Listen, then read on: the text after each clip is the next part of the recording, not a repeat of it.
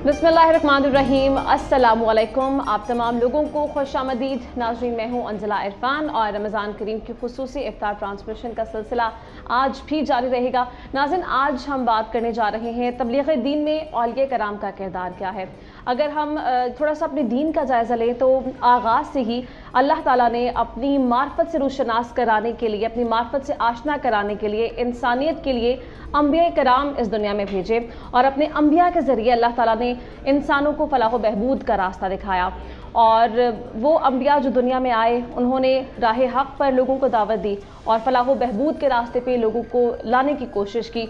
उसके बाद एक तवील अरसे तक ये सिलसिला चला नबूवत का और ख़ातिमुन नबिय्यीन सल्लल्लाहु अलैहि वसल्लम तक पहुँचकर नबूवत का ये सिलसिला ख़त्म हो गया।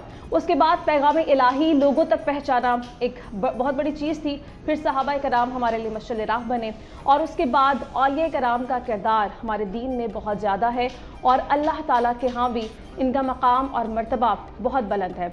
औलिया कराम की अगर बात की जाए तो इसमें बहुत सारे बुजुर्गान दीन हैं जिनके नक्शे कदम पर चल के हम अपने दीन के हवाले से रहनुमाई हासिल कर सकते हैं। उनको फॉलो करके हम अपनी बहुत सारी चीज़ें जो हैं वो बेहतर कर सकते हैं। आज इसी मौजू पर बात करेंगे कि औलिया कराम का किरदार हमारे दीन में क्या है, कुरान और हदीस ने हमें क्या सिखाया है और अल्लाह ताला के यहाँ इनका मकाम और मर्तबा क्या है। आज हमारे साथ शामिल गुफ्तगू होंगे डॉक्टर मोहम्मद हसनैन साहब, अस्सलाम वालेकुम। वालेकुम अस्सलाम। साथ हमें ज्वाइन करें प्रोफेसर गजनफर साहब, अस्सलाम वालेकुम। और हमें कवाल ज्वाइन करेंगे फैज़ अहमद फैज़ साहब, आपके जाने भी आएंगे, कलाम भी आपसे सुनेंगे।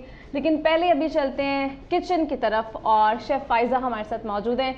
अस्सलाम वालेकुम फ़ाइज़ा। वालेकुम अस्सलाम, कैसी हैं आप? मैं बिल्कुल ठीक, आप कैसी हैं? अल्हम्दुलिल्लाह मैं ठीक हूँ। फ़ाइज़ा, क्या बन रहा है आज इफ्तार में? आज इफ्तार में जो है वो मैं बना रही हूँ बेक चिकन, क्योंकि मुझे लगता है कि कभी कभी कुछ हेल्दी भी खा लेना चाहिए। डेली बेसिस पे हमारे पकौड़े बनते हैं या कुछ और हम लोग ट्राई करते हैं, लेकिन आज मैं बेक चिकन बना रही हूँ। बेक चिकन को मैंने तकरीबन 1 से 2 घंटे पहले मैरिनेट किया था। इसकी मैरिनेशन की चीज़ें मैं आपको बता दूं। मेरे पास यहाँ पे होल चिकन है सब रूसों का और इसके अंदर मैंने 1 टीस्पून गार्लिक का पेस्ट, 1 टीस्पून जिंजर पेस्ट और साथ में मैंने पेपरिका पाउडर 1 टीस्पून और इसके अंदर 1 किलो के करीब, यानी कि 1 किलो दूध लेना है आपने। उसके अंदर आपने 1 टेबलस्पून लेमन जूस डाल के बटर मिल्क बना के इसके अंदर आपने इसको मैरिनेशन देनी है।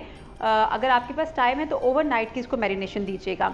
और इसके साथ ही मैं बनाऊंगी बेक्ड पोटैटोज़ बनाऊंगी। मेरे पास यहाँ पे इस साइज़ का एक आलू ले लें और इसको आपने क्या करना है, थोड़ा सा सॉल्ट एंड पेपर, थोड़ा सा पहले इसको फोर्क के साथ प्रिक कर लीजिएगा और सॉल्ट एंड पेपर लगाने के बाद दोनों तरफ से आपने इसको फॉइल में बंद कर देना और इसको आप बेक करेंगे 180 डिग्री सेंटीग्रेड पे। और इसी तरह से आपने चिकन को बेक करना है 180 डिग्री सेंटीग्रेड पे 40 मिनट्स के लिए और 200 पे 20 मिनट्स के लिए।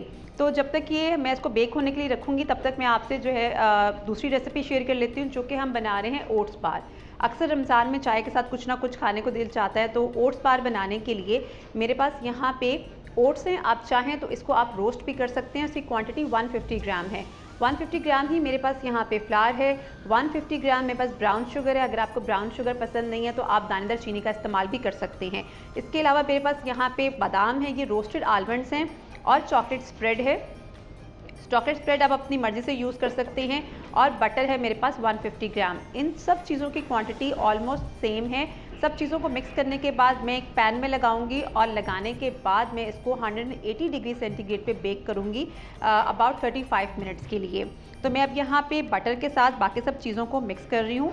जब तक मैं मिक्स करती हूँ इंशाल्लाह आपको ज्वाइन करती हैं। ठीक है फ़ाइज़ा, अपनी तैयारियां जो हैं कंटिन्यू रखें, हम दोबारा आपकी जानिब आते हैं। नाज़रीन, मौजू की तरफ बैठते हैं और गुफ्तगू का बाकायदा इस पर आगाज़ करते हैं। डॉक्टर साहब, आपसे इस मौजू पर गुफ्तगू का आगाज़ अगर करें तो सबसे पहले आप इस चीज़ पर रोशनी फरमा दीजिए कि औलिया कराम का किरदार क्या है और अल्लाह ताला के यहाँ इनका मकाम और मर्तबा कितना बुलंद है।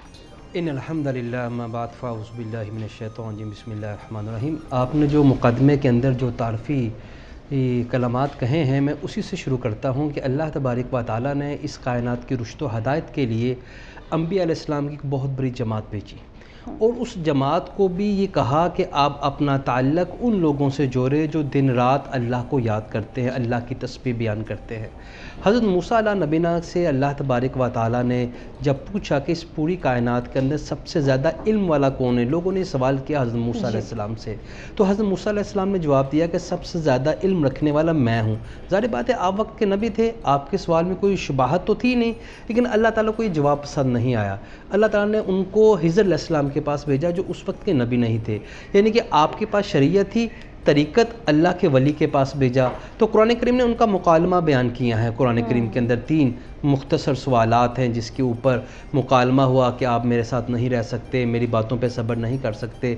चले आखिरी बात जो उन्होंने कही कि एक बस्ती में गए और बस्ती वालों ने उनकी कोई खातिर तवज़्ज़ो नहीं की, कोई प्रोटोकॉल नहीं दिया, इसके बावजूद भी उन्होंने एक दीवार तमीर की जिस पर उन्होंने कहा हज़रत मूसा अला नबीना ने हज़रत खिज़र से आप इनकी उजरत ही तलब कर लें, क्योंकि शरीयत तो उजरत का मुतालबा करती हैं कि जायज़ हैं। तो आपने फिर वहाँ पर अपना सकूत तोड़ा और बताया कि इनकी वजूहात क्या थी कि इनकी दीवार तमीर मुझे करने का हुक्म इसलिए मिला कि ये 2 यतीम बच्चों की दीवार थी, इसके नीचे ख़जाना था। वकान अबूहुमा सालिहन, हुक्म क्यों मिला कि इनके बाप दादा नेक थे। तो नेकी आगे ट्रांसफ़र हुई नई नस्ल में। जिस तरह गुनाह अपने असरात रखता है, दुनिया की हर चीज़, पानी के अंदर ये तासीर है, वो कपड़ों पे गिरे तो वो गीला कर देता है। आग की तासीर ये है कि वो हरारत पैदा करती हैं, इसलिए नेकी और बदी की भी तासीर होती हैं।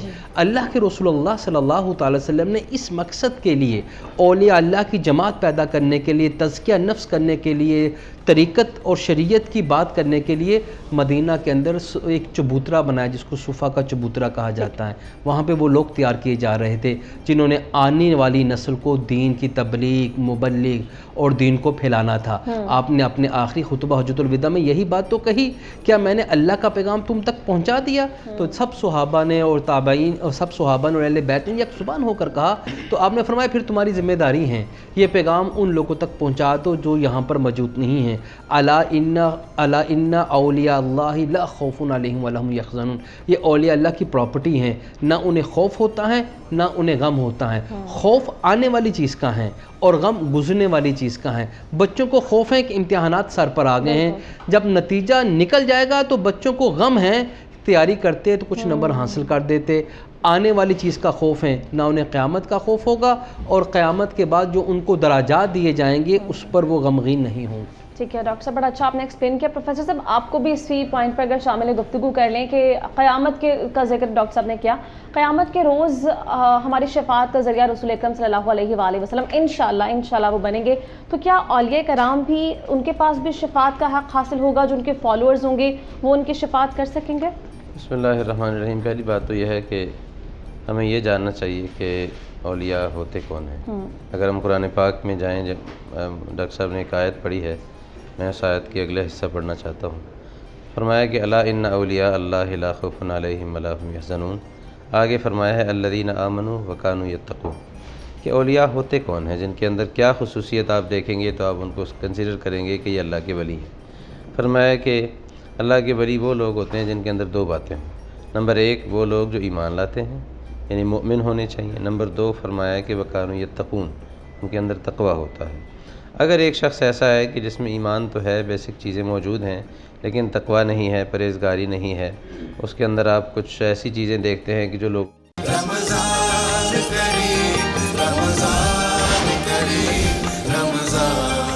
वेलकम बैक नाज़रीन, मौजू पर अपने गुफ्तगू को आगे बढ़ाएंगे, लेकिन गुफ्तगू पर एक बार जाने से पहले हम आपका तारुफ करवाते हैं सैयदा लैला अली साहिबा से। अभी ब्रेक के दौरान इन्होंने हमें ज्वाइन किया, और ये जो आप इतना प्यारा सा मेरा ड्रेस देख रहे हैं, कलर स्कीम इतनी अच्छी सी देख रहे हैं, ये ड्रेस भी लैला ने ही डिज़ाइन किया है। Laila, thank you so much for this lovely dress सबसे पहले। और लैला, इतना सारा कुछ आप माशाल्लाह कर रही हैं, आप फैशन डिज़ाइनिंग भी कर रही हैं, फिर आप आर्टिस्ट भी हैं, खुस्साज़ भी बना रही हैं, बैग्स भी बना रही हैं, कैसे मैनेज करती हैं इतना सारा कुछ, कैसे बना लेती हैं? बेसिकली जिस चीज़ में आपका इंटरेस्ट हो तो उसके लिए कोई वो एफर्ट नहीं करनी पड़ती। हाँ। तो जो अच्छा लगता है, लाइक मुझे फ्री बैठना, या मतलब मुझे फ्री बैठना बिल्कुल भी अच्छा नहीं लगता, तो इसलिए जो भी, यानी जिसमें भी इंटरेस्ट होता है, बस आर्ट्स होनी चाहिए और उसके अंदर जो है फिर आप उसको कर लें। फिर सेकंड टाइम डेफिनेटली फिर आपको जो चीज़ अर्निंग दे रही हो तो आपको वो डबल फिर उसकी तरफ पैशन हो जाता है आपका। तो दिस इज़ माई पैशन। ठीक है। अच्छा लैला, आपने जो अपने पीछे डिस्प्ले भी किए हुए हैं इतने अच्छे अच्छे दुपट्टाज, और ये मेरे ख्याल से आपने हैंडमेड बनाए हैं, ये जी, कैसी, क्या स्पेशलिटी, क्या यूनिक क्या है इनमें जो हम मार्केट में देखते हैं उससे मुझे बड़ा डिफरेंट लग रही हैं ये सारी चीज़ें? जो मार्केट में मिलते हैं वो डेफिनेटली वो प्रिंटिंग होती है उनकी, डिजिटल प्रिंटिंग होती है सारी उनकी।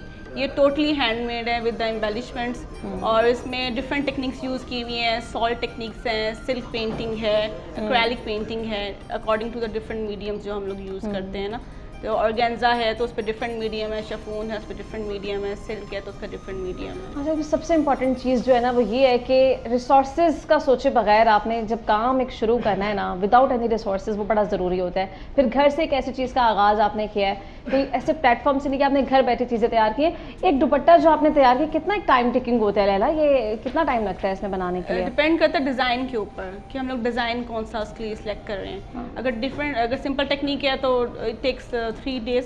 ओके। लेकिन अगर कोई बहुत ही आउट ऑफ बॉक्स है, जैसे कि अभी ये मैंने यहाँ पे जो मुगल गार्डन शो किया इस दुपट्टे के ऊपर, तो इस पे जो है ये इस पे मुझे पूरा वीक लगा इसको करते हुए। अच्छा, और दूसरा ये जो आपने ये जो दुपट्टा ये वाला जिसपे कैरेक्टर्स भी कुछ बने हुए, आई थिंक ये एलिफेंट है और फिर एक गर्ल का एक कैरेक्टर है। हम मार्केट में जो देखते हैं ना वो डिजिटल प्रिंटिंग में आता है या ब्लॉक प्रिंटिंग में आता है, ये भी आपने हाथ से ब्रश के साथ बनाए हैं? ये टोटली हैंडमेड है, और ये प्लेन सिल्क के ऊपर जो है ना ये डिफरेंट टेक्निक्स हैं, और सिल्क पेन को कंट्रोल करना मतलब इट्स रियली टफ, क्योंकि वो उसको कंट्रोल करना जो है ना वो उसकी मेन वो है। तो ये सारा जो है वो उस पर सिल्क पेंट हुआ बस। अच्छा, जो खुस्साज आपने बनाए हुए हैं ये आपने इसके ऊपर पेंटिंग की है, क्योंकि इतनी ज़्यादा चीज़ें घर पे तो मेरे ख्याल से without the help of machine नहीं बन सकती, तो आप खुस्साज मार्केट से लेके फिर उस पर डिज़ाइनिंग करती हैं? जी, क्या तरीका? प्लेन खुस्साज लेके उसके ऊपर मैंने डेको पेज की टेक्निक यूज़ की है इसके ऊपर, और बिकॉज मेरा पर्सनली मेरा बहुत इंटरेस्ट है मुगल आर्ट के अंदर, तो मुझे उस तरह की चीज़ें जो है बहुत लाइक वो अट्रैक्ट करती हैं, इसलिए मैंने इनके ऊपर भी सारा मुगल आर्ट, एलिफेंट्स और वो सारा वो दिख रही है, वो एक शाही कल्चर जो था वो अपने साथ ट्रीज का एक कॉम्बिनेशन है, और फिर नीचे सारा वो कैरेक्टर्स है। अच्छा, ये बताएं कि इसके अलावा आपने कुछ कैरेक्टर्स भी बनाए हैं, ये आपने क्या मटेरियल इस्तेमाल किया और किस तरह? ये बेसिकली जो है ये कॉस्ट्यूम्स है बच्चों के लिए, जो इनके एनुअल प्लेज होते हैं। ओके। उस पर बच्चों ने डिफरेंट जो बनना होता है, लाइक अगर उनका कोई एनिमल्स से रिलेटेड है तो उन्होंने एनिमल्स बनने हैं, तो वो डिफरेंट, कोई रैबिट बनना चाहता है, कोई हॉर्स बनना चाहता है, जो उनके जंगल बुक के प्लेज होते हैं, तो उसमें ये सिंपल ड्रेस वेयर करके नीचे और ऊपर ये हेडगियर पहन लेते हैं सर के ऊपर। ठीक है। तो वो उनका एक यानी कि अच्छा वो आउटलुक आ जाता है, और फिर वो सिमिलरिटी भी आ जाती है जब वो प्ले में डांस उनका चल रहा होता है। तो ये बेसिकली इसी से मैंने स्टार्ट किया था, मतलब कॉस्ट्यूम से ही। और ये बड़ा अच्छा और बड़ा नफीस तरीके से आपने बनाया है, और आपने ये फॉर्मिक शीट का इस्तेमाल किया है? ये फॉर्म शीट है, और मतलब ये कॉस्ट इफेक्टिव भी रहती है पेरेंट्स के लिए ना, क्योंकि अगर हम लोग दूसरा स्टिचिंग में जाएं तो स्टिचिंग में फिर उसकी कॉस्ट और इजी टू कैरी है मेरे ख्याल से, कि वो बहुत ज़्यादा वेट, और वो जो हम मार्केट से कैरेक्टर्स के कॉस्ट्यूम्स लेते हैं उसमें बहुत ज़्यादा वेट और वो सारा गर्मी और सारा प्रॉब्लम्स होती हैं, इससे मेरे ख्याल से ये प्रॉब्लम नहीं करेगा बच्चों को कैरी करने के लिए। बच्चों के हेड पे आ जाता है, और उससे वो मतलब उनको जो उनका व्यू है वो भी ख़राब नहीं होता, पिक्चर्स में भी अच्छा आ जाता है। और अगर पेरेंट्स लाइक वो हार्डली 15 मिनट्स का अगर उनका प्ले है तो उसके लिए बिल्कुल कॉस्ट इफेक्टिव है। ठीक है। और इसके नीचे आपने बेडशीट रखी है, क्या है ये? ट्राउज़र है, ट्राउज़र पे पेंटिंग की है। इससे भी आपने हैंडमेड सारा काम किया है ब्रशेस के साथ? बहुत मेहनत का काम है, तो बहुत देख के करना पड़ता है। और बहुत सारी बेस्ट विशेज़ है लैला आपके लिए। आप कुछ सामान भी लेकर आई हैं, आप कुछ बनाना भी चाह रही थी, आप वो उसकी तैयारियां जो है वो कंटिन्यू करें, हम फिर दोबारा आपके जाने भी आते हैं। नाज़रीन, हम अपने मौजू की तरफ बढ़ते हैं और डॉक्टर साहब आपको शामिल गुफ्तगू कर लें। हम बात कर रहे हैं औलिया कराम के किरदार के हवाले से, उनके बुलंद मकाम और मर्तबे के हवाले से। तो अगर देखा जाए बर सग़ीर के कॉन्टेक्स्ट में आपको क्या लगता है कि औलिया कराम का क्या किरदार है बिलखुसूस इस खत्ते के लिए? देखिए, जब हम बर सग़ीर पाक व हिंद और सब कॉन्टिनेंट की हिस्ट्री का मुताला करते हैं और उसके हिस्टोरिकल पर्सपेक्टिव पे देखते हैं, तो हमें दो चीज़ें तो बड़ी नुमायाँ मिलती हैं कि इस खिते के अंदर इस्लाम दो चीज़ों से आया। एक तो अरब ताजर यहाँ पर आए, अपना कल्चर, अपना मीडियम, अपने नज़रियात, अपने अकायद साथ लेकर आए। दूसरा बुज़ुर्गान दीन थे, जिसमें बड़े बड़े हज़रत अली हजवरी रहमतुल्लाह तआला का नाम आता है, और मुल्तान के अंदर जिनको वलियों का शहर कहा जाता है। अच्छा, इन बुज़ुर्गों की जो सबसे बड़ी क्वालिटी जो मुझे महसूस हुई वो ये है कि इनके अल्फाज और इनकी तकरीरों से ज़्यादा इनका किरदार लोगों के लिए काबिल तक़लीद रहा है। यानी कि ये बहुत बड़े कोई मुबल्लिग इस्लाम नहीं थे या बहुत बड़े आलिम दीन नहीं थे, लेकिन इनका जो किरदार था वो बड़ा ही पॉजिटिव और बड़ा ही अपीलिंग था लोगों के लिए। अब कुरान करीम का मुताला करें तो कुरान तो एक मुस्तकिल हुक्म दे रहा है, या अय्युहल्लज़ीना आमनु तक़ुल्लाह वकूनु मअस्सादिकीन, ए ईमान वालो अल्लाह से डरते रहो, तक़वे की ज़िंदगी इख्तियार करो, वकूनु मअस्सादिकीन, सच्चे लोगों के साथ हो जाओ, औलिया अल्लाह के साथ हो जाओ।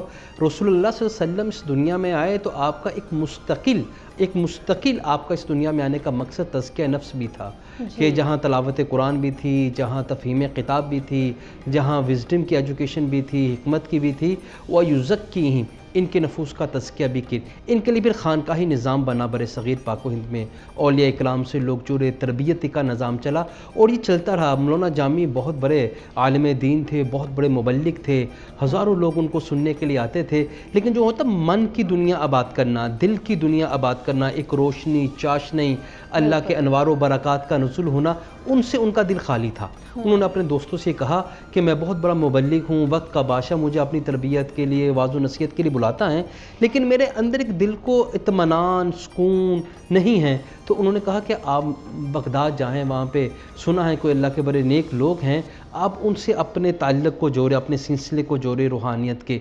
तो जब वहाँ सफ़र करके गए, पता चला कि वो जो उबैद हरार जिससे मिलने आए हैं वो तो बगदाद के गवर्नर हैं।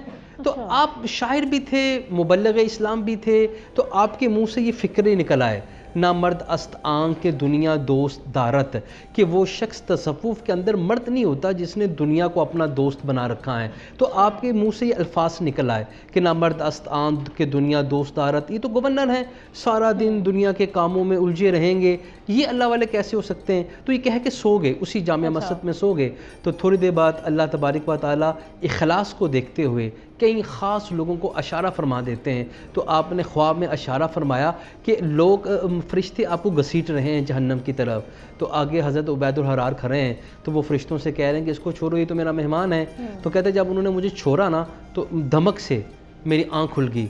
तो लोगों ने बताया कि हज़रत उबैदुल हरार असर की नमाज़ के बाद यहाँ पे वाज़ो नसीहत लोगों को तबलीग करते हैं। तो वो जब तबलीग के लिए आए तो हज़रत उबैदुल हरार जब मिंबर पे तशरीफ़ फरमा हुए तो उन्होंने कहा जामी जहाँ कहीं पे हो खड़े हो जाओ। तो लोगों को जब में गफ़ीर होता था, उलमा की कदर होती थी, तसव्वुफ़ तरीक़त, लोग इनसे जुड़ते थे।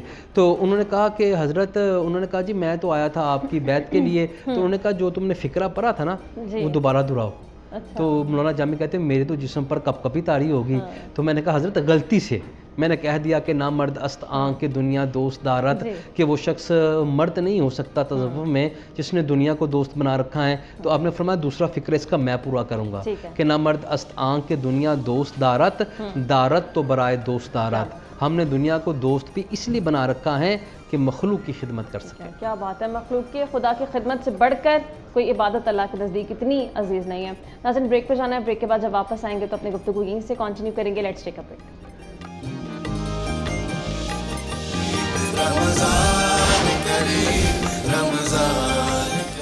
वेलकम बैक नाज़रीन। ब्रेक पे जाने से पहले हमारी गुफ्तगू का सिलसिला जारी था और गुफ्तगू को एक बार मज़ीद आगे बढ़ाने से पहले हम चलते हैं लैला के जानिब और पूछते हैं कि लैला कहाँ तक पहुँची आपकी तैयारियाँ? बस ये फेस बन गया ओके, और इसको हम लोग जो है स्प्रे करेंगे। हाँ तो ये हमारे पास लाइक जिराफ का फॉर्मेट आ जाएगा। ठीक है। ठीक है, और इसका आप जो आपने रैबिट रखा हुआ है साथ, इसमें आपने ऑलरेडी मेरे ख्याल से स्प्रे किया हुआ है, ये बिल्कुल रेडी है।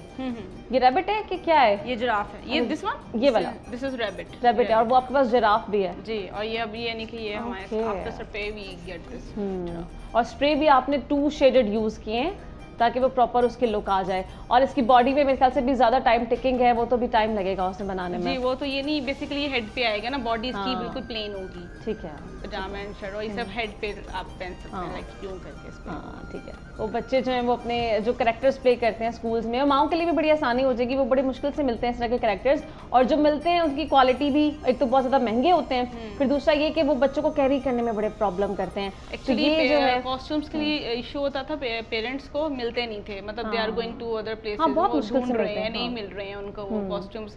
तो तब मैंने फिर ये जो है वो प्लान किया कि क्यों ना इसको यानी कि पेरेंट्स के लिए इजी किया जाए और पेरेंट्स को प्रोवाइड किया जाए ताकि उनको यानी सिर्फ एक कॉल पे उनको कॉस्ट्यूम मिल जाता है और उनको इधर उधर ढूंढना नहीं पड़ता। हाँ, और फिर ये बना भी फॉर्मिक शीट का हुआ है तो बच्चों को कैरी करने में जो है वो बड़ी आसानी होगी। और लैला, इसके अलावा आपने एक और मेरे लिए ड्रेस लेकर आई हैं, उसके लिए भी एक दफ़ा फिर बहुत शुक्रिया। और इंशाल्लाह वो हम नाज़रीन को दिखाएंगे सहरी में, मैं जब वो पहनूंगी वो भी बहुत अच्छा, और ये ड्रेस भी बहुत अच्छा, और सारी कलेक्शन जो है माशाल्लाह माशाल्लाह बहुत अच्छा काम कर रही है। अल्लाह ताला आपको मज़ीद इसमें तरक्कियाँ अता करे, बहुत सारी बेस्ट विशेज़ आपके लिए। नाज़रीन, हम अब चलते हैं अपने मौजू की जानिब, और प्रोफेसर साहब आपको एक दफ़ा शामिल गुफ्तगू कर लें। ब्रेक पे जाने से पहले जैसे हम बर सग़ीर के हवाले से डॉक्टर साहब से बात कर रहे थे, अगर हम बिलखुसूस अपने मुल्क पाकिस्तान के बारे में बात करें तो औलिया कराम का यहाँ भी बहुत बड़ा किरदार रहा है, और यहाँ तक रहा है कि स्पेशली जो शहर है उनको उनके नामों से मंसूब किया गया। जैसे मुल्तान के बारे में कहा जाता है कि शहर औलिया है, यानी औलिया कराम का वो शहर है। फिर लाहौर के बारे में क़ुत्बुल बिलाद कहा जाता है, और इसी तरह जो सूबा सिंध है उसे बाबुल इस्लाम कहा जाता है। तो बिलखुसूस आप हमारे मुल्क में जो औलिया कराम का किरदार है उस पर थोड़ी रोशनी डाल सकते हैं? बेसिकली ये जो औलिया का किरदार है, ये लाहौर हो, मुल्तान हो या सिंध हो, इसको आप पूरे हिंदुस्तान या बर सग़ीर की तारीख़ से अलग नहीं कर सकते, क्योंकि ज़ाहिर है कि जब ये वाक़यात पेश आए हैं तब इस खित्ते को भी हिंदुस्तान ही बोला जाता जी। इसकी एक मिसाल देखें, बड़ी अजीब है कि हज़रत अली हजवेरी रहमतुल्लाह अलैह, हजवेर उनका जो है ना वो इलाका है, गज़नी हिंदुस्तान का बड़ा मशहूर शहर है, वहाँ से वो तशरीफ़ लाए। उनके जो शेख थे, जो पीर थे उनके, उन्होंने उनको यहाँ उनकी तश्कील की। उससे पहले उनके एक और ख़लीफ़ा यहाँ मौजूद थे। तो हज़रत अली हजवेरी रहमतुल्लाह अलैह के बारे में लिखा है कि वो फरमाते हैं कि मैंने अपने शेख से कहा कि आपके एक और मुरीद यहाँ पर पहले से मौजूद हैं, हुसैन ज़ंजानी ग़ालिबन उनका नाम था, तो आप उनकी होते हुए मुझे वहाँ क्यों भेज रहे हैं? कहते हैं मुझे हुक्म मिला कि नहीं, बस आप चले जाएँ। तो मैं यहाँ पहुँचा लाहौर, तो मैंने देखा कि मैं शहर में आ रहा हूँ और उस हज़रत हुसैन ज़ंजानी का जनाजा जा रहा है। मतलब ये कि उनका इंतकाल हो गया और मुझे उनकी जगह लेने के लिए यहाँ भेजा गया। अच्छा, इससे भी पहले एक शेख मोहम्मद इस्माइल थे जो लाहौर में तशरीफ़ लाए थे, जो सबसे पहले बुज़ुर्ग थे लाहौर की ज़िम्मेदारी संभालने के लिए, लाहौर में दावत देने के लिए। इसी तरह आप देखें पाकपतन में चले जाएँ, वहाँ हज़रत फरीदुद्दीन गंजशकर रहमतुल्लाह अलैह हैं। आप राजनपुर में चले जाएँ, कोट मिठन में, वहाँ एक और हज़रत फरीदुद्दीन हैं, ख्वाजा फरीद हैं। बुनियादी तौर पर ये जितने भी औलिया थे, इनकी दो ख़ास बातें हैं। एक तो ये कि ये इंसान की तरबियत करते हैं, उनके अखलाक की दुरुस्तगी का इंतज़ाम करते थे। उनकी साथ दूसरी चीज़ ये थी कि यहाँ जिस सोसाइटी में हम रह रहे थे तो जब वो आए हैं तो ये हिंदू या बुद्धिस्ट सोसाइटी थी जी, और यहाँ पे ज़ात पात का निज़ाम बहुत ज़्यादा था। अब हिंदुओं में देखें कि उन्होंने अपनी आबादी को कई हिस्सों में तकसीम किया होता है। कोई शूदर होते हैं, कोई ऐसे हैं कि जो ब्राह्मण जिन्हें कहा जाता है, कोई मुख्तलिफ ज़ात पात के अंदर ये लोग तकसीम थे। तो जो निचली ज़ातों के लोग थे, जब उन्हें ये एहसास हुआ कि इस्लाम में ऐसा कोई निज़ाम मौजूद नहीं है, इस्लाम सब इंसानों को बराबरी के साथ देखता है, यहाँ अगर किसी को किसी पर कोई बरतरी मिलेगी भी तो वो उसके करैक्टर की बेस पे होगी, किरदार की बुनियाद पर, ना कि उसकी ज़ात या उसके नाम और नस्ब की बुनियाद पर होगी। ये चीज़ सबसे ज़्यादा अट्रैक्ट की हिंदू बरादरी के लोगों को और दूसरे मज़ाहिब के लोगों को कि इस्लाम में जो मुसावात का उसूल दिया गया है। दूसरी चीज़ इसमें यह भी थी कि इन बुज़ुर्गों ने इंसानों की तरबियत के अलावा दूसरा काम ये किया कि इंसानों को के मादी मसाइल के हल के लिए भी वो कोशिश करते थे। बादशाह मौजूद है, अगर कोई आम आदमी पे उनके पास आ जाता है जिसकी हुक्मरानों तक रसाई नहीं है, तो वो उसको अपने साथ लेकर बादशाह के दरबार में चले जाते हैं और उससे कहते हैं कि आपको अल्लाह ताला ने इनकी ज़रूरतें पूरी करने के लिए इस मनसब पे बिठाया है, लिहाजा आप इनके मसाइल हल करें। तीसरा जो सबसे अहम रोल हमें मिलता है वो ये कि बर सग़ीर में जब भी इस्लाम के हवाले से कोई ऐसा मसला पेश आया कि किसी ने इस्लाम की गलत तशरीह करने की कोशिश की, या आप कॉलोनियल इराद जब देखते हैं, अंग्रेज़ यहाँ आया और उसने मुसलमानों को दबाने की, और वो एक लंबी तारीख़ है 150 साल की, 17वीं 18वीं 19वीं 20वीं सदी का जो है वो टाइम पीरियड उसमें हमें मिलता है। तो उसमें भी उलमा या औलिया ही थे जिन्होंने ये कोशिश की कि यहाँ मुसलमानों का वजूद बरकरार रहे। इसके लिए आप हज़रत शाह वलीउल्लाह रहमतुल्लाह अलैह का किरदार देखते हैं। उनके बाद उससे पहले हज़रत मुजद्दिद अल-फ़सानी रहमतुल्लाह अलैह, जब अकबर ने और दूसरे लोगों ने इस्लाम की गलत तशरीह करने की कोशिश की, इस्लाम को और हिंदुइज़म को और बुद्धिस्ट को और पारसीज़म को मिक्स किया, हत्ता कि आप तारीख़ में पढ़ते हैं कि बाज़ औक़ात ऐसा भी हुआ कि बादशाहों के दरबार में आग जल रही होती थी और लोग उसकी पूजा करते थे। मुग़ल हुक्मरानों में ऐसी मिसालें हमें मिलती हैं। तो उस वक्त जिन लोगों ने इन चीज़ों को रेजिस्ट किया और ये बावर करवाया कि ये इस्लाम नहीं है, और साथ साथ लोगों को ये बताया कि दरअसल इस्लाम वो है जिसकी तालीम कुरान और सुन्नत में है, जो अल्लाह ताला ने हुज़ूर पाक सल्लल्लाहु अलैहि वसल्लम के ज़रिए से भेजा है, वो ये इस्लाम नहीं है। बाज़ बादशाहों में आपको ये भी मिलेगा कि उन्होंने हिंदू ख़वातीन के अंदर जाकर शादियाँ की। तो ये सारी जितनी भी चीज़ें थी, उन गलत रसूम को, गलत रिवाजात को, गलत चीज़ों को जब इस्लाम का हिस्सा बनाने की कोशिश की गई तो उनको रेजिस्ट करने वाले, मुज़ाहमत करने वाले लोग भी यही थे। तो गोया उनका किरदार सिर्फ इशाअत में नहीं है, फैलाने में नहीं है, हिफाजत में भी है कि उन्होंने इस्लाम को बचाने में, मुसलमानों को तहफ़्फ़ुज़ फराहम करने में, हत्ता कि आपको ये भी मिलेगा कि दिल्ली जो हमारा बर-ए-सग़ीर की तारीख़ में एक लंबे अरसे तक दारुल हुकूमत रहा है, मुसलमान ही उस शहर के बानी थे। आपको दिल्ली में और लाहौर में शाही मस्जिद मिलती है, दोनों मुसलमानों ने तामीर की हुई हैं, एक ही बादशाह शाहजहां ने तामीर की हैं। हमारी तकरीबन 1000 साल। अब एक और बात, एक हिस्टोरिकल एक पॉइंट है कि अगर आप पूरे बर-ए-सग़ीर को लें ना, तो कभी भी मुसलमान मेजॉरिटी नहीं थे यहाँ, किसी भी दौर में नहीं थे। अच्छा, फिर भी आप 1000 साल यहाँ पर हुकूमत कर जाते हैं। मुग़लों का ज़माना देख लें, उससे पहले ग़ुलामों की हुकूमत थी। शमसुद्दीन अल्तमश से लेके पहला बादशाह जो हिंदुस्तान का था, कुतुबुद्दीन ऐबक, जिसकी कब्र भी यहाँ लाहौर में ही है, तो उसकी तारीख़ से आप शुरू करते जाएं और बहादुर शाह ज़फ़र तक आ जाएं।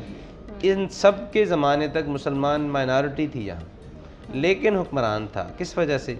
इसलिए नहीं कि इनके पास ताकत ज़्यादा थी या फ़रादी क़ुव्वत ज़्यादा थी।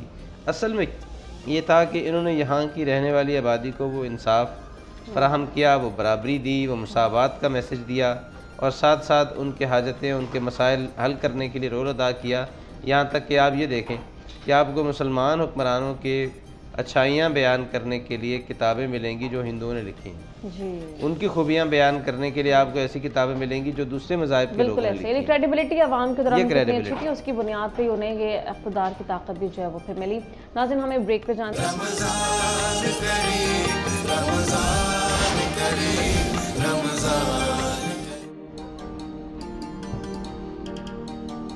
वेलकम बैक नाज़रीन। ब्रेक पे जाने से पहले हमारी गुफ्तगू का सिलसिला जारी था। एक बार फिर अपनी मौजू पर गुफ्तगू वहीं से आगे बढ़ाते हैं। डॉक्टर साहब, आपको शामिल गुफ्तगू कर लें। डॉक्टर साहब, ये बता दें कि वैसे तो औलिया कराम की करामात और उनकी फजीलत बेशुमार है, और आपने भी काफ़ी हद तक इस पर रोशनी डाल दी है। कुरान और हदीस की रोशनी में हमें क्या तालीमात दी गई हैं औलिया कराम के हवाले से, क्या बताया गया? देखिए, जनाब रसूलुल्लाह सल्लल्लाहु अलैहि वसल्लम ने तो बड़ी ही वाज़िया तालीमात और हदायत दी कि जैसे फरमाया अल-कासिबु हबीबुल्लाह, हाथ से काम करने वाला अल्लाह का दोस्त है, अपना काम खुद करना। असल सवाल ये है कि असर हाज़र में एक वली कैसे बन सकता है, कैसे उसकी तैयारी हो सकती हैं। हज़रत हकीमुल उम्मत से जब ये थाना भवन के अंदर सवाल पूछा गया तो आपने फरमाया कि बहुत आसान है, इंसान बैठे बैठे इस बात का इरादा कर ले और अल्लाह तबारक व तआला से ये मुआहदा कर ले कि आज के बाद मैं आपकी नाफरमानी नहीं करूँगा, वो शख्स बैठे बैठे ही अल्लाह का वली बन सकता है। या अय्युहल्लज़ीना आमनू तूबू इलल्लाहि तौबतन नसूहा, ए ईमान वालो अल्लाह से तौबा नसूह चाहो, सच्ची तौबा, सुलह का मामला चाहो। असा रब्बुकुम अन युकफ्फिर अन्कुम सय्यआतिकुम व युदखिलकुम जन्नह, उम्मीद है कि अल्लाह तबारक व तआला तुम्हें मग़फ़रत फरमा देगा, बख्शिश फरमा देगा और जन्नत में दाखिल कर दिया जाएगा। हज़रत इमाम मोहम्मद रहमुल्लाह ताला बहुत बड़े फ़िक़ही गुज़रे हैं, अल्लाह के बहुत नेक बुज़ुर्गों से गुज़रे हैं। जब ये वफ़ात पाई तो फ़रिश्ते इनके पास आए और कहा कि अल्लाह ताला पूछ रहे हैं कि आपको क्या चाहिए। तो इमाम मोहम्मद ने कहा कि अल्लाह ताला से कहें कि मेरी मग़फ़रत फरमा दें। तो अल्लाह तबारक व तआला ने जवाब दिया कि अगर हम आपको दुनिया में इल्म ना देते तो आपकी मग़फ़रत ही ना करना चाहते, आपको इल्म देना इस बात पे दलील है कि हम आपके साथ नरमी का मामला चाहते हैं। इसलिए दुनिया के अंदर जो नेकी के कामों में लगा हुआ है, नमाज, रोज़ा, ज़ुकात, इंसानियत की खिदमत और इस्लाही कामों में लगा हुआ है, ये इस बात की उम्मीद है कि अल्लाह तबारक व तआला उसके साथ खैर का मामला करना चाहते हैं। ठीक है प्रोफेसर साहब, आपको भी शामिल गुफ्तगू कर रहे हैं। अभी डॉक्टर साहब भी ऐसी चीज़ के ऊपर रोशनी डाल रहे थे कि वो लोग जो फॉलो भी करते हैं औलिया कराम की टीचिंग्स को, उनके साथ भी अल्लाह ताला अपनी ख़ास रहमत और फजलत वाला मामला रखता है। ये बता दीजिए कि वो नेक हस्तियाँ जब दुनिया से तशरीफ़ ले जाती हैं, उनका जिक्र फिर भी बुलंद रहता है, तो क्या ये भी एक अल्लाह ताला की नवाजिश है उनकी ज़ात के ऊपर कि वो दुनिया में मौजूद नहीं है लेकिन ता क़यामत उनका जिक्र जो है वो बुलंद रहेगा? देखें, बुनियादी बात यह है कि जब औलिया कराम जो दुनिया से चले जाते हैं जब, तो उनके बाद दो चीज़ें बाकी रह जाती हैं। नंबर एक तो ये होता है कि उनका ज़िक्र खैर दुनिया में चलता रहता हाँ। है। ज़िक्र खैर का मतलब ये है कि उनकी अच्छाइयाँ, उनके कारनामे, जो उन्होंने दुनिया के अंदर दावत का, दीन का काम किया होता है, वो दुनिया के अंदर जारी रहता है। दूसरी चीज़ ये भी है कि रहती दुनिया तक ऐसे लोग भी रहते हैं जो उन्हें फ़ॉलो करते हैं हाँ। और यानी जो उन्होंने तालीमात दी होती हैं। मिसाल के तौर पे आप देखें कि हमारे यहाँ इस इलाके के अंदर आपको जो पंजाबी शायरी मिलती है, उनमें बहुत सारे औलिया हैं, मतलब हज़रत फरीदुद्दीन गंजशकर हैं, बाबा बुल्ले शाह हैं और बहुत सारे बुज़ुर्ग हैं कि जिनकी शायरी हम पढ़ते हैं, हम सुनते हैं। उनकी बुनियादी तालीम असल में वो नहीं है कि वो कुरान और सुन्नत से अलग कोई चीज़ लेकर आते हैं। एक तो ये बात क्लियर रहनी चाहिए, वो कुरान और सुन्नत ही की रोशनी में, अल्लाह ताला की दी हुई हिकमत और दानिश की रोशनी में वो लोगों को तालीम देते हैं, उनकी तरबियत करते हैं। मैं सुबह ही पढ़ रहा था कि एक बुज़ुर्ग का कौल है कि उन्होंने कहा कि अपनी नफ्स की ख्वाहिश के ऊपर पाँव रख दो, जिसने अपने नफ्स की ख्वाहिश पर पाँव नहीं रखा वो हकीकत तक नहीं पहुंच सकता। तो गोया वो दरअसल उनकी तालीमात ये होती हैं कि इंसान अपने आप को, जिस तरह वो ख़ुद अल्लाह ताला के करीब होते हैं, उनकी तालीम भी यही होती है कि लोग भी अल्लाह ताला के करीब हो जाएं और अल्लाह ताला की इताअत और उसकी फरमाबरदारी की ज़िंदगी बसर करें। जैसे एक और चीज़ भी आती है कि हम आम तौर पर ये देखते हैं कि अगर हमें कोई ख़ुशी मिलती है तो हम उससे ख़ुशी महसूस करते हैं। अगर हमारे मुखालिफ को या हमारे दुश्मन को कोई ऐसी चीज़ मिलती है जो उसके लिए गम का बायस है तो लोग उस पर खुशी महसूस करते हैं। तो एक बुज़ुर्ग कहने लगे, पंजाबी में उनका जुमला है, कहने लगे कि दुश्मन मरे ते खुशी ना करिए, सजना भी मर जा। ऐसे तो मकसद ये है कि वो छोटे छोटे जुमलों के अंदर ऐसी हिकमत भरी बातें कर देते हैं कि जो इंसान के लिए पूरी ज़िंदगी के लिए मशअल राह बन जाती है। एक चीज़ और भी हमें देखनी चाहिए कि आज भी हमें मुख्तलिफ़ शहरों में उनकी यादगारें मिलती हैं। तो क्या इस वक्त उनकी जो यादगारें हैं, क्या वो उनकी बताई हुई तालीमात के मुताबिक लोग उनके पास जाते हैं, या आज हम उनकी तालीमात को तो इग्नोर कर रहे हैं लेकिन सिर्फ उनका नाम लेते हैं? ये चीज़ भी हमें देखनी चाहिए। अच्छा, इसमें एक और बड़ी इंपॉर्टेंट चीज़ है प्रोफेसर साहब, डॉक्टर साहब आपसे इस पर अगर आप बता दीजिए। कुछ लोग जो हैं वो निस्बत से मांगते हैं, लेकिन कुछ लोग वहाँ पे जाके सजदे कर रहे हैं और उस ज़ात से मदद तलब कर रहे हैं, नाम लेके पुकारा जा रहा है कि हमें अता कर दे। ये शिर्क के ज़ुमरे में नहीं आता? और फिर क्या इस पे क्या इस्लामी तालीमात में क्या है? वसीले से दुआ करना शरन जायज़ है, इसमें कोई कबाहत नहीं है।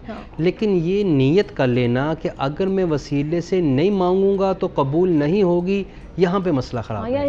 यहाँ पे यकीन का मसला। सजदा तो अल्लाह के ज़ात के सिवा किसी को, चाहे ताज़ीमी सजदा हो, चाहे जैसा भी हो, वो अल्लाह ताला इस बात के ज़्यादा लायक हैं। जिसको इकबाल ने कहा था, वो एक सजदा जिसे दुगरा समझता है, हज़ार सजदों से देता है आदमी को नजात। अगर एक अल्लाह के सामने झुक लिया जाए तो फिर इंसान को ना अपने अफसर के सामने ना कोई खौफ नहीं रहता। इस खौफ को निकालने के लिए हज़रात औलिया इकराम की मेहनतें, मुशक्क़तें, खानकाई निज़ाम, ये सारी चीज़ें उनका समर है। ये ताज़ीम और एक मर्तबा, रिस्पेक्ट एक अपनी जगह है, लेकिन जो वाहिद अल्लाह ताला ने चीज़ बताई है ना कि मांगना सिर्फ मेरी ज़ात से है, वो सिर्फ महज उसकी ज़ात के होना चाहिए। नाज़रीन, यहाँ पे आपको इंट्रोडक्शन करवाते हैं। हमें ट्रांसमिशन के दौरान ज्वाइन किए फ़याज़ मलिक साहब ने, सीनियर सहाफ़ी हैं और क्राइम से जुड़ी बहुत सारी खबरें जो कि हम भी अक्सर आपको दे रहे होते हैं, वो फ़याज़ मलिक साहब भी हमें बता रहे होते हैं।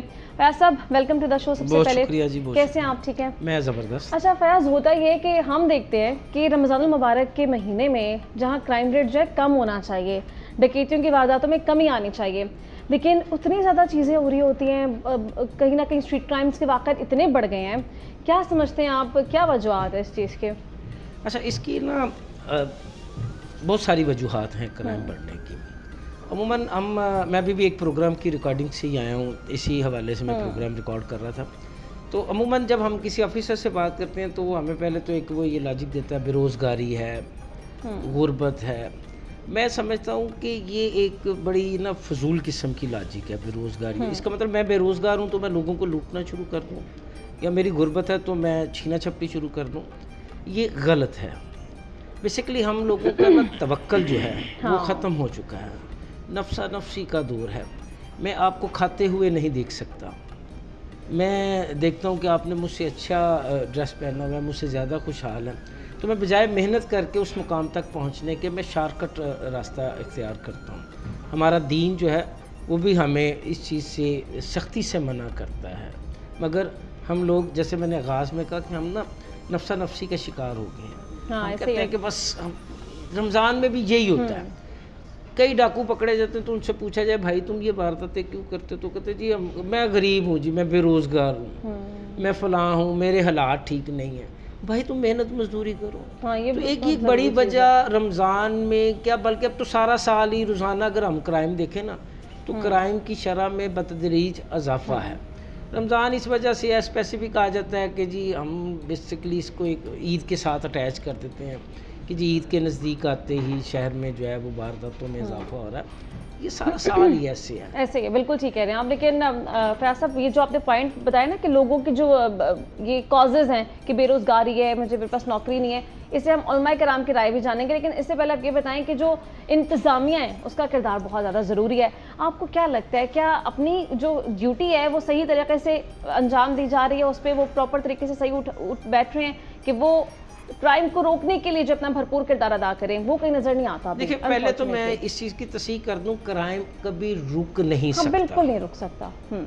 कम हो सकता है, ख़त्म नहीं हो सकता। ये आप किसी भी ऑफिसर से पूछ लें, वो कहेगा हम ये कर रहे हैं, हम वो कर रहे हैं, हमने ज़मीन आसमान के वो कलाबे मिला देगा। क्राइम को रोकना किसी के बस की बात नहीं है। क्राइम तब रुकेगा जब आवाम एक कम्युनिटी की शक्ल में आगे आएंगी, जब हम में गलत को गलत कहने का एहसास पैदा होगा। अखलाकी इक़दार हमारी अखलाकी इक़दार तो हमें तकरीबन अब ना होने के बराबर है। रमज़ान में जो एक तो हम डकैतियों की बात करते हैं, रोड रॉबरी की बात करें, ये जो दूसरी एक माशरती रोड रॉबरी और डकैतियाँ हो रही हैं, उस पर भी हमें चाहिए कि हम उस पर भी ख़ुद को कंट्रोल करें। जिस अखलाकी गिरावट का हम शिकार हो गए हैं, लूट मार कर रहे हैं दुकानों पे, खाने पीने की जो अशिया हैं, अशिया खुर्दोनूश की मद में जो हम इंतहाई सी बल्कि जेड क्लास का फल जो हम रमज़ान में बेच रहे हैं, ये भी लूट खसूट के ज़ुमरे में आता है। इसको भी रोकना मगर ये मुआशरे का काम है। और अदारे बातें ही करते हैं। अगर अदारे बातें भी ना करें तो शायद लूट खसूट इससे भी कहीं ऊपर चली जाए। तो मैं समझता हूँ जर्नलिस्ट की हैसियत से या एक आम शहरी की हैसियत से हमें पहले ख़ुद को बेहतर करना होगा। हाँ, ये बहुत ज़रूरी है। अगर हम खुद को बेहतर करेंगे तो काफ़ी सारी मुश्किलात जो हैं वो ख़त्म हो जाएंगी। हाँ, मैंने कौम हमें यकीनी तौर पे बदलने की बहुत ज़्यादा ज़रूरत है। फयाज साहब, दोबारा आपके ज़रिए बातें हैं, बहुत सारे पॉइंट्स हैं इसमें जो कि भी एड्रेस होने की ज़रूरत है। प्रोफेसर साहब, वही बात जो अभी गुफ्तगू फयाज कर रहे थे, ये कि हमें एक यकीन की कमी है, जो हालांकि अल्लाह ताला ने कह दिया कि जो आपके नसीब में लिखा है वो आपको कहीं ना कहीं से मिल जाना है, लेकिन हम ये कोशिश नहीं करते कि मेहनत करके वो हासिल कर ले। हम कहते हैं कि चोरी करके हम वो हासिल मिलेगा, तब भी उतना ही जितना आपके नसीब में है, लेकिन चोरी करके लेना है, मेहनत करके लेना है, ये हमारे ऊपर डिपेंड करता है। तो यकीन का जो एलिमेंट है वो कहीं ना कहीं बहुत ज़्यादा लैक कर रहा है। क्या दीदी तालिबात हैं इस हवाले से? देखें, ये तो फयाज साहब ने एक बात की है कि सोसाइटी से क्राइम ख़त्म नहीं हो सकता, या यूँ कहें कि वो कह रहे हैं कि कंट्रोल नहीं हो सकता। मेरा ख़्याल ये है कि दुनिया में ऐसे मुआशरे मौजूद हैं या मौजूद रहे हैं हमारी तारीख़ में कि जहाँ जुर्म जो है वो कंट्रोल तकरीबन 99% कर लिया गया है। आप दौरे खिलाफत की बात कर रहे हैं। देखें उसकी वजह क्या है।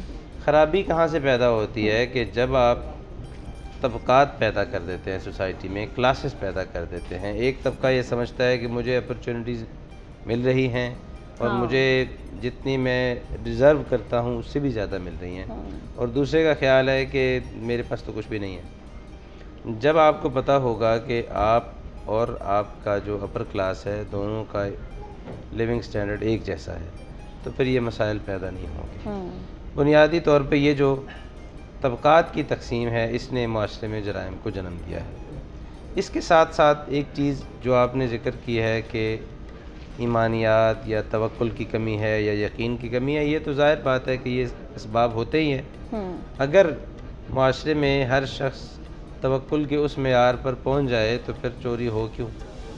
तो बुनियाद हमने लोगों को इस बेस पे देखना नहीं है कि अखलाकी मेयार क्या है। सवाल यह है कि सोसाइटी में सोशली जो हम कर सकते हैं क्या वो हम कर चुके हैं। माशरा जिस तरह की मुसावात डिमांड करता है, जिसकी बेस पे हर आदमी ये समझे कि मैं अप्रोच भी कर सकता हूँ, मुझे मेरा हक़ भी मिल सकता है। यहाँ तो ये आलम है कि पिछले साल में ख़बर पढ़ रहा था कि एक कोर्ट में एक केस का डिसीजन आया और वो डिसीजन तकरीबन 100 साल के बाद आया। तो और एक जब केस ये भी था अदालत कि- इंसाफ न हाँ, दे, हाँ। एडमिनिस्ट्रेशन आपकी, जब आप उनके पास जाएं तो आपको आपका हक न दे, और कारोबार आप कर रहे हों वहाँ आप जुल्म और ज़्यादती और ख़यानत कर रहे हों, और उस आम आदमी से आप डिमांड करें कि आप तवक्कुल पैदा करें, बिल्कुल तो ये ऐसे। मुश्किल है। कभी कभी इंसाफ मिलने में इतनी ताखीर हो जाती है कि वो शख्स ही दुनिया से चला जाता है, उसके जी, बाद जी। उससे इंसाफ दिया जाता है। अभी उसकी ब्रेक औलादें लेंगे। भी चली जाती हैं। हाँ, अभी ब्रेक लेंगे, ब्रेक के बाद जब वापस आएंगे तो हम गुफ्तगू अपनी यहीं से कंटिन्यू करेंगे। ब्रेक के बाद आपको ज्वाइन करते हैं।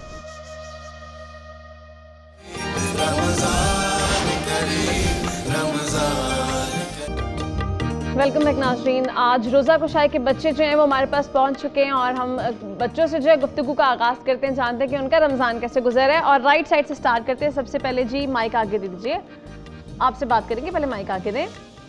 आगे माइक दे देना भाई आपके। हाँ, अस्सलाम वालेकुम। वालेकुम अस्सलाम। कैसे हैं आप?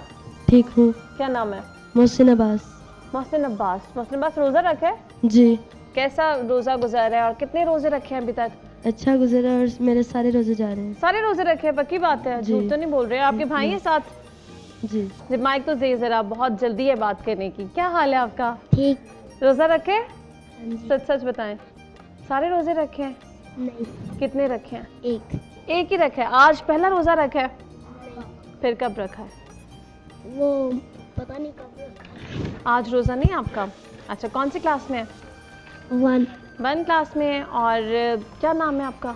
मालिक अशरफ। मालिक अश्तर, बड़ा अच्छा नाम है, यूनिक नाम है। क्या मतलब है नाम का,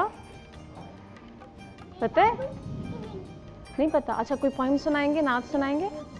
सुनाएं। सल्लल्लाहु अलैहि व आलिहि वसल्लम। सल्लल्लाहु अलैहि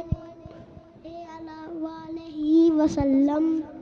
आका आका या साहे मदीना, वल्ला वल्ला मनम आशिक शहदा। आका आका या साहे मदीना, वल्ला वल्ला मनम आशिक शहदा। मौला मोहम्मद मौला मोहम्मद मौला मोहम्मद मौला मोहम्मद। अल्लाह के महबूब हैं, प्यारे हैं मोहम्मद, कौनैन की आंखों के सितारे हैं मोहम्मद। ये नाज है हमको के हमारे हैं मोहम्मद, ये नाज है हमको के हमारे हैं मोहम्मद। नबी अल्लाह हबीब अल्लाह रहमतुल्लाह रसूलुल्लाह। आका नबी हमारे सल्ले अला सहारे, सारा जहां पुकारे। मौला मोहम्मद मौला मोहम्मद मौला मोहम्मद मौला मोहम्मद मौला मोहम्मद। सरकार ने बंदों को खुदा से है मिलाया, इंसान को जीने का सलीका है सिखाया। दिल दिल से मिलाया है, गले सबको लगाया, दिल दिल से मिलाया है, गले सबको लगाया। नबी अल्लाह ठीक है, माशाल्लाह मालिक के हबीब अश्तर, अल्लाह। बहुत अच्छी नात पढ़ी है आपने। माइक दिखाए ज़रा। ये कनीज़ को जो है ना बहुत कहती, मैंने नात पढ़नी है। कनीज़, सबसे पहले तो आप मुझे नात सुनाए ना, फिर आपसे बात भी करते हैं। बोला मेरा लिखे होवे तेल मां ईशा होवे, तेरे दरवाजे पे लिखे पंजा पाग ना होवे। बोला मेरा घर होवे तेल मां ईशा होवे, मेरे दरवाजे पे लिखे पंजा पाग ना होवे। बोला मेरा घरे होवे। किसने याद कराई है? किसने याद करवाई है आपको नात? टीवी पे देखती है ये। आपको किसने याद कराई है नात? मैं टीवी पे देख रही थी। आपकी बहन है? अच्छा, आपको आती है नात? आपको नात आती है? भी आप सुन रहे। पहले कनीज़ बताएं, रोज़ा रखा है आज आपने? हाँ जी। पहला रोज़ा रखा है आपने? पक्की बात है? आप तो इतनी छोटी सी हैं अभी। अभी मैं दूध पिया था, नाश्ता किया था, अच्छा। फिर मैं रोजा कर लिया। फिर रोज़ा कर लिया था? अच्छा, आपका नाम क्या है? उमरवरी। कैसी हैं आप? आपका भी रोज़ा है?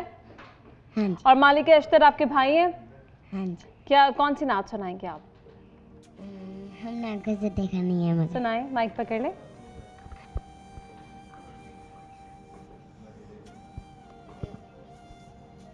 बिस्मिल्लाहिर्रहमानिर्रहीम।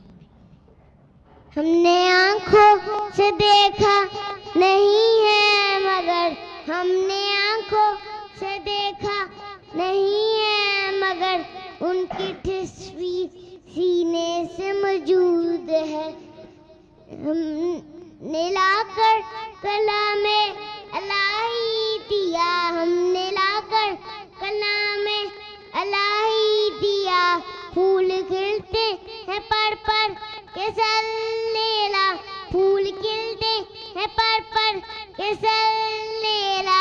झूम करके कह रही है ये बात सवा, ऐसी खुशबू चमकते फूलों में चली, ऐसी खुशबू चमकते फूलों में चली। नबी जो नबी के पसीने में मौजूद है। ठीक है, माशाल्लाह, आपने भी बहुत अच्छी नात पढ़ी है। सब यहाँ तो बात हमने की नहीं है अभी। अस्सलाम वालेकुम। वालेकुम अस्सलाम। आपका नाम क्या है? मोहम्मद अहमद। मोहम्मद अहमद, पहला रोज़ा है जी। आज आपने पहला रोज़ा रखा है, बहुत बहुत मुबारक आपको पहले रोज़े की। कौन सी क्लास में पढ़ते हैं आप? प्री टू में अभी। और एग्ज़ाम्स हो गए? कैसे हुए एग्ज़ाम्स? अच्छे हुए हैं? फर्स्ट आ रहे हैं फिर कि इतने अच्छे नहीं हुए? अच्छे। चले नात सुनाते हैं जल्दी से। औज़ु बिल्लाहि मिनश शैतानिर रजीम, बिस्मिल्लाहिर रहमानिर रहीम। पहला कलमा तैयब मैंने पाक, ला इलाहा इल्लल्लाह मुहम्मदुर रसूलुल्लाह। चलिए, आपने कलमा सुना दिया है, अच्छा कलमा सुनाया आपने। अस्सलाम वालेकुम। आपका नाम क्या है? कैसी हैं आप? क्या नाम है? और अहमद आपके भाई हैं? अच्छा, आप सुनाएंगी नात कोई? जल्दी से सुना दो।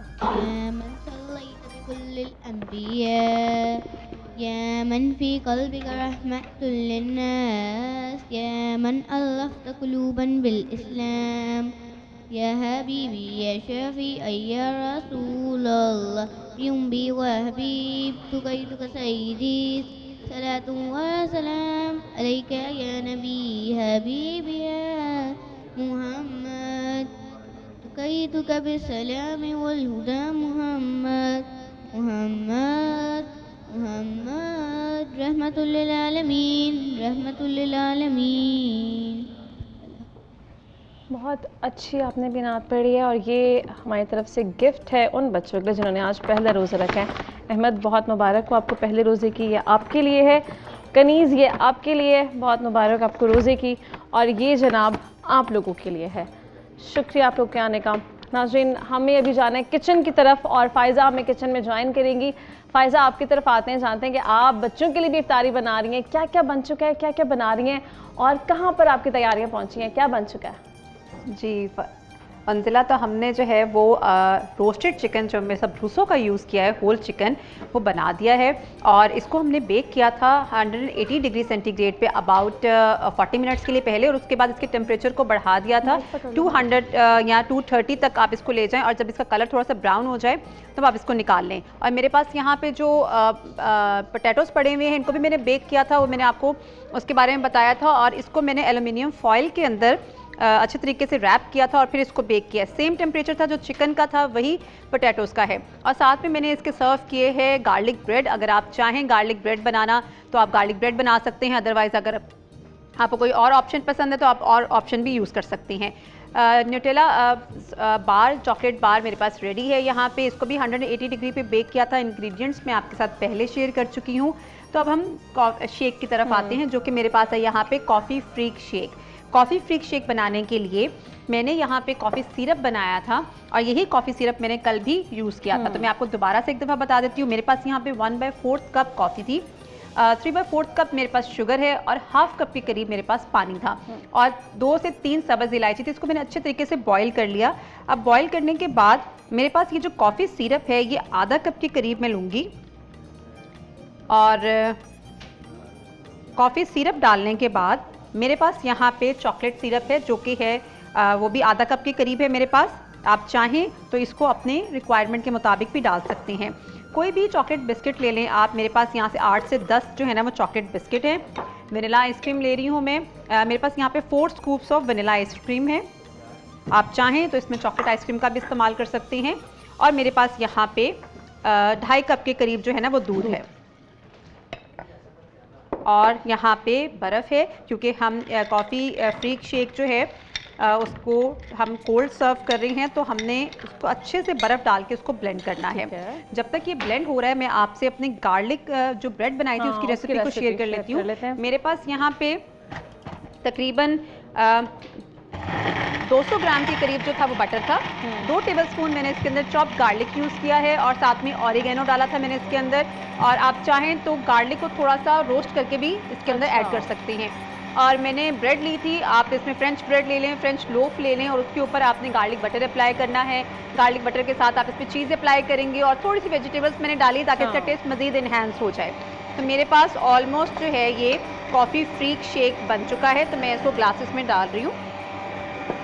आप ये कॉफ़ी सिरप बना के आप रख सकते हो। आपको जब भी कॉफ़ी पीने का दिल चाहे, इसी के अंदर जैसे कंडेंस मिल्क कल हमने डाला था 2 टेबलस्पून कॉफ़ी के, वो भी आप बता रही थी कि कोल्ड कॉफ़ी का भी आप सिरप बना के रख सकते हैं, और बाद में कितने डेज तक फायदा इसको यूज़ किया जा सकता है? आप इसको यूज़ कर सकते हैं 1 वीक से अबव यूज़ कर सकते हैं, ये ख़राब नहीं होगा। और टेस्ट में कोई डिफरेंस तो नहीं आएगा? नहीं, टेस्ट में बिल्कुल डिफरेंस नहीं आएगा। आप देखें इसका कलर कितना खूबसूरत आया, और कॉफ़ी की तो खुशबू वैसे ही जो है ना आपको फ्रेश कर देती है, मुझे तो एटलीस्ट फ्रेश करती है। और बहुत से लोग कॉफ़ी को बहुत ज़्यादा पसंद करते हैं, लेकिन कुछ लोग कोल्ड कॉफ़ी पीना पसंद करते हैं, तो ये आपके लिए कोल्ड कॉफ़ी है। और आप इसको बनाएं, घर पे ट्राई करें, और हमें बताइएगा कि आपको ये ड्रिंक्स कैसे लगे, ओट्स बार कैसी लगी। और चाय के साथ आज आप ओट्स बार का एंजॉय कीजिएगा, क्योंकि मैं ज़रूर एंजॉय करूंगी, आपको फीडबैक भी दूंगी। और फायजा, आप अपने खानों में जो है डालडा का इस्तेमाल जो है वो बहुत ज़्यादा करती हैं जी, और आप रिकमेंड भी करते हैं कि डालडा का जो है इस्तेमाल किया जाना चाहिए। और ये डालडा की जो ये वाली बॉटल है, ये ऑलिव ऑयल की बॉटल है। आप ऑलिव ऑयल भी, जो स्पेशली जो डाइट कॉन्शियस लोग हैं वो जो है ऑलिव ऑयल का इस्तेमाल कर सकते हैं। और ये जो ऑलिव ऑयल है, ये आपको वैसे भी कोई भी डाइट आपकी होती है उसमें बहुत अच्छी रहती है, अच्छा रहता है उसमें, हाँ, और हेल्थ बहुत अच्छी रहती है इससे। और जो मैंने आज चिकन बनाया है, चिकन के ऊपर थोड़ा सा लाइट सा मैंने डालडा का कुकिंग ऑयल लगाया था, आप चाहें तो इसके ऊपर ऑलिव ऑयल का इस्तेमाल भी कर सकते हैं। अच्छा, न्यूटेला बार के अंदर ना मैंने थोड़े से नट्स पे यूज़ किए हैं। आप न्यूटेला बार के अंदर कोई भी स्प्रेड यूज़ कर सकते हैं। आप चॉकलेट स्प्रेड के अलावा आप कोई भी स्प्रेड पसंद है, अगर कैरेमल में पसंद है तो वो भी कर सकते हैं। मैंने इसके अंदर जो है ना वो रोस्टेड वॉलनट्स डाले थे, रोस्टेड थोड़े से बादाम थे मेरे पास, वो मैंने इसके अंदर डाले और इसको बेक किया। अच्छा, इसको बेक करने के बाद ना आप इसको कम से कम 3 to 4 आवर्स रेस्ट दीजिएगा। अच्छा। उसके बाद आप इसी कटिंग करेंगे तो इसकी कटिंग बहुत फाइन होगी। मेरे पास यहाँ पे टाइम नहीं था, तो मैंने जब इसी कटिंग की तो 1 या 2 पीसेस मेरे से ब्रेक हो गए, क्योंकि अभी सेटल प्रॉपर तरीके से सेटल डाउन नहीं थी। सब बेकिंग में वैसे भी बड़ा ज़रूरी होता है कि आप टाइम ड्यूरेशन का ख्याल रखें बेकिंग करते हुए भी, और जब बेकिंग आपकी कंप्लीट होगी उसके बाद जो आपने ठहराना है फूड को, बिल्कुल वो भी बड़ा ज़रूरी होता है। कुछ लोग होते हैं कि बेकिंग के फ़ौरन बाद ही कोई भी चीज़ है, स्पेशली केक्स के मामले में बड़ा हम लोग बेहतियाती करते हैं कि हम फ़ौरन से सर्व कर देते हैं, लेकिन उनको भी ठहराना जो है थोड़ा तो फ्रिज में या कभी आपको 3 to 4 आवर्स के लिए रखें, रूम टेम्परेचर पे भी बड़ा ज़रूरी हो जाता है। फायजा, क्या आप टिप्स देती हैं उन लोगों मैं को? यही कहूँगी कि जैसे मैंने पाइनएप्पल केक बनाया था, पाइनएप्पल केक को जब भी सोक किया जाता है, तो जब चीज़ों को ऐसे केक्स जिनको सोक किया जाए, जिनको सिरप्स लगाए जाएं या दूध लगाया जाए, तो उसको बनाने के बाद 2 से 3 घंटे रखें। सिरप जो है एडजस्ट हो जाएगा उस स्पंज के अंदर, उसके बाद अगर आप उसको खाएंगे तो मजीद टेस्ट इसका इनहेंस होगा। अच्छा। अगर आप फ़ौरन से खा लेंगे ना तो वो आपको सिरप बहुत ज़्यादा फील होगा और टेस्ट प्रॉपर नहीं आएगा।